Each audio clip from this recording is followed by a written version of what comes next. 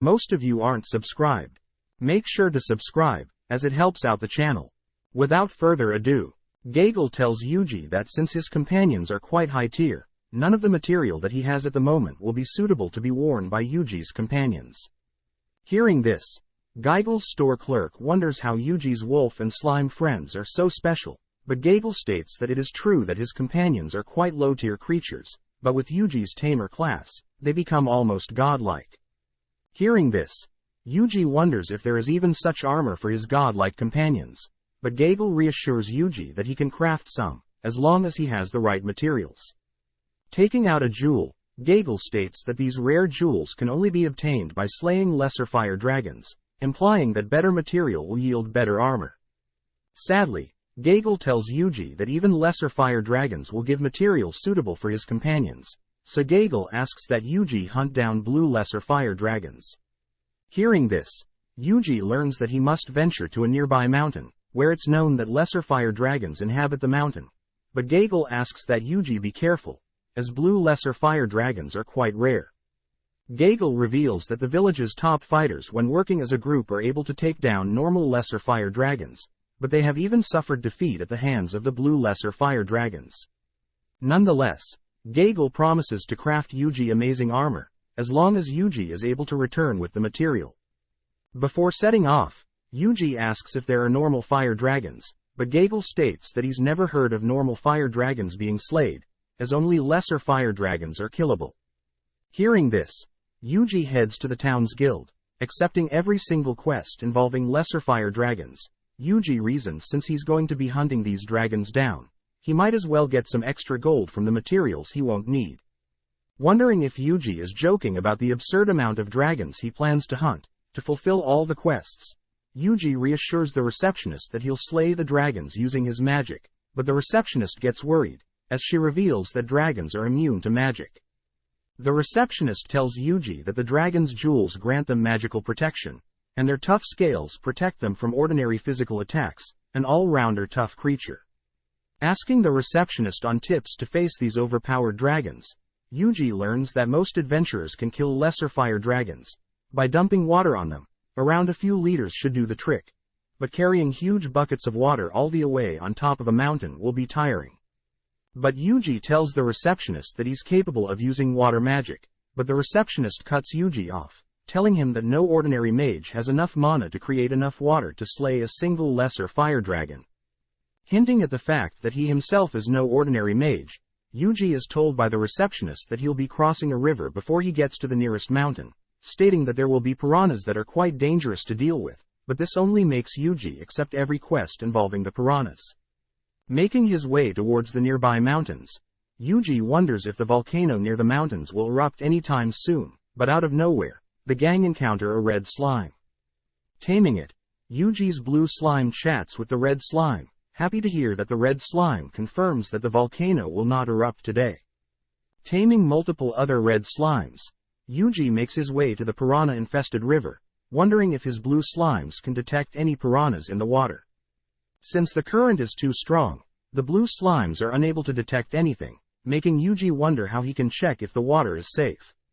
Knowing that his slimes can't swim, Yuji begins creating a spell, binding his blue and red slimes into a lattice-like net, where he'll have the slimes enter the waters, all whilst he holds onto the net, to ensure they don't all drown. At first the slimes don't detect anything in the waters, prompting them to investigate deeper, but when several slimes travel into a hole in the water, they draw the attention of a huge piranha, rushing the slimes, only to collide with Yuji's net. Feeling the piranha hit his collide with his slimes, Yuji pulls all of his slimes, along with the piranha out of the water, casting an ice spell to immobilize the creature. Wondering what to do with it, Yuji is caught off guard when the piranha suddenly breaks out of Yuji's ice spell, charging Yuji, but luckily, Yuji reacts fast enough, casting a fire spell and incinerating the piranha. With it finally safe to cross the river, Yuji and his horde of slimes happily make their ways up the mountain, with Yuji wondering when he got so many slimes.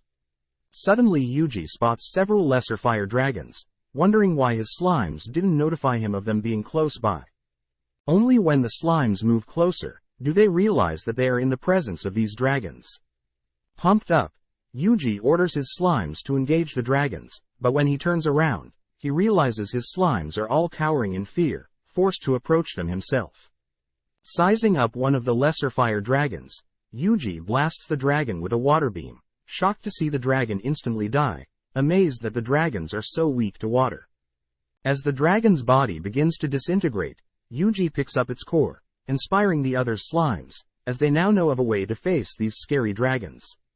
Letting his slimes loose, and transferring his water cannon to them, Yuji racks up a lot of loot, but is suddenly notified by his slimes that they've spotted a blue lesser dragon. Upon first glance, Yuji can sense the blue lesser dragon's potent aura, and on top of that the blue dragon's body is far bigger than normal lesser dragons. Ordering 10 of his slimes to surround the blue lesser dragon, Yuji transfers water cannons to his 10 slimes, blasting the blue dragon with water, but the dragon doesn't flinch. Seeing the blue dragon make its way towards his slimes, Yuji tries out a medium-tier ice spell, encasing the dragon in ice, but it simply breaks free.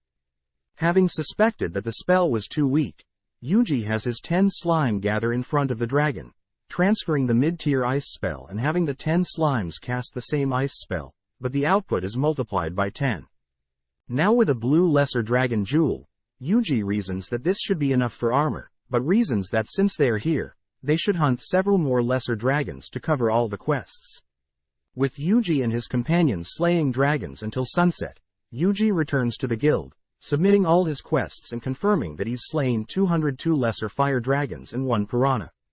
Shocked at Yuji's feat, the receptionist wonders how tough the piranha was, but is surprised when Yuji tells her that the piranha was not near the surface, instead it was hiding, which the receptionist writes down, as this is not normal behavior. Heading over to Gagel's workshop, Gagel is surprised to see Yuji return safely, wondering if Yuji was successful. Unveiling his blue lesser dragon jewel, Gagel is impressed, having not expected Yuji to slay a blue dragon, but is even more surprised when Yuji unveils a second blue dragon jewel, intending to have one for his slime, and one for his wolf. To top things off, Yuji unloads all of his regular lesser dragon jewels, shocking Gagel, as all the jewels are all high quality. Pumped to be working with such valuable material, Gagel and his store clerk work through the night, showing off their newly crafted armor. Trying out their armor, Yuji's wolf and slime begin moving at incredible speeds, but when Yuji applies a speed boost, they accelerate at light speed. Moving on to spell transfers, Yuji conjures a massive ice wall, simply transferring a simple ice spell, shocking everyone, but Yuji asks Gagel to keep his powers a secret. Checking on Yuji's companion's armor, Gagel stresses that Yuji's magic could shatter this armor, prompting Yuji to ask for even more durable armor. Gagel hesitates at first, but he tells Yuji that the fire dragon, the one that lives in the volcano, will yield the strongest jewel, but he warns Yuji to not even bother. Wondering why, Gagel states that Yuji will have to see for himself, sending him off. Laying in bed, Yuji wonders how dangerous this dragon sleeping in the volcano can be, but suddenly Yuji gets a report from his slime, learning that the lesser dragons on the mountain are acting up, as if they were possessed, just like the monsters that appeared in the forest, in his first town. Ordering his wolf and slimes to search for any people near mountains, his companions confirm that there are people nearby, but before Yuji can ask his companion to retrieve them, Yuji looks outside his window, spotting the massive fire dragon rising from the volcano. Thanks for watching. Subscribe, like and comment.